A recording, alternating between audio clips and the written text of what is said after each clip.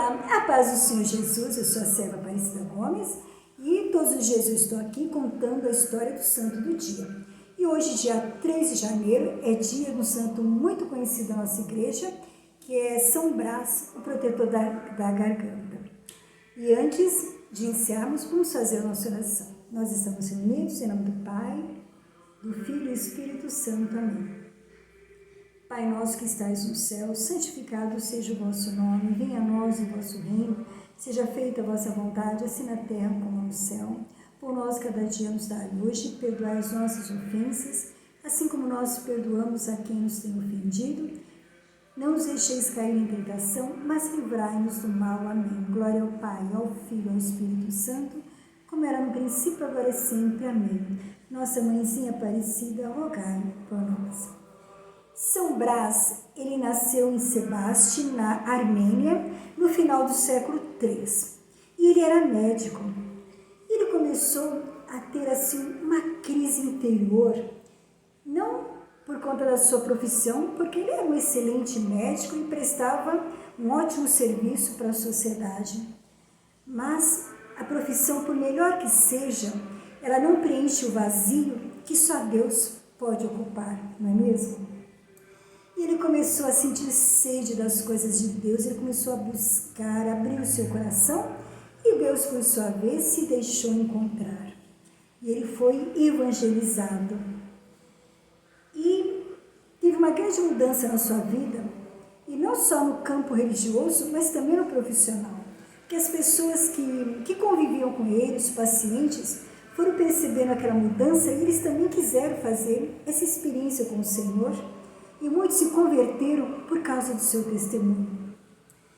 E uma outra etapa na sua vida, São Brás, ele sentiu a necessidade, o discernimento de se retirar um pouco.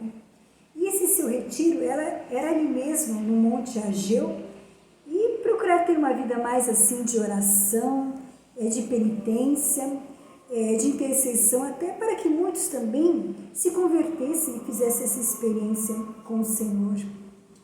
Só que Deus estava o preparando para algo mais. Quando faleceu o bispo ali de Sebaste, o povo que o conhecia, via aquele santo eremita, um homem tão piedoso, quis que ele fosse o seu sucessor e que fosse bispo daquela diocese. E ele aceitou, e foi ordenado a sacerdote, e depois ele foi consagrado a bispo, não pela sua vontade, mas por obediência a Deus. E aquele sucessor,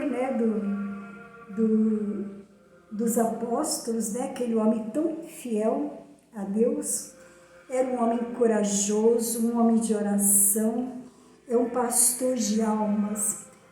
Cuidava daqueles fiéis assim com tanta dedicação, e muitos se convertiam só por causa assim do seu testemunho de vida. E ele viveu numa época que a igreja estava sendo perseguida por um imperador do Oriente, o Licínio. E ele era cunhado do imperador do Ocidente, o Constantino, que era cristão, veja só. E o governador de Sebaste, querendo fazer assim uma média com o imperador, que era perseguidor dos cristãos, o que ele fez? Ele mandou os seus soldados lá na casa episcopal, onde morava São Brás, e ele sabia que São Brás tinha fama de ser um homem santo, e ele mandou prendê-lo. E São Brás sofreu assim muita chantagem, para que ele renunciasse à sua fé, mas ele continuou firme ali, firme a Deus e à igreja, e ele preferiu renunciar à sua própria vida. E no ano de 316 ele foi martirizado, ele foi degolado. E contam a tradição que quando ele ia para o martírio, apareceu uma mãe com seu bebê nos braços e a criança praticamente estava quase morta, engasgada com uma espinha de peixe. E ela pedia para o santo, né, para que fizesse alguma coisa pela sua criança. E São Brás, assim, muito compadecido, ele fez uma oração e Jesus operou um milagre através dele e a criança ficou boa. E com isso ele foi assim nomeado o protetor da garganta. Bem, e uma coisa que eu queria assim partilhar com vocês, que eu escutei o padre Paulo Ricardo falando sobre esses mártires, que acontece algo assim muito misterioso. Na hora assim da execução, a gente percebe em algumas histórias, né, desses santos, que na hora da morte acontecia algo sobrenatural que muitas vezes os carrascos não conseguiam matá-lo.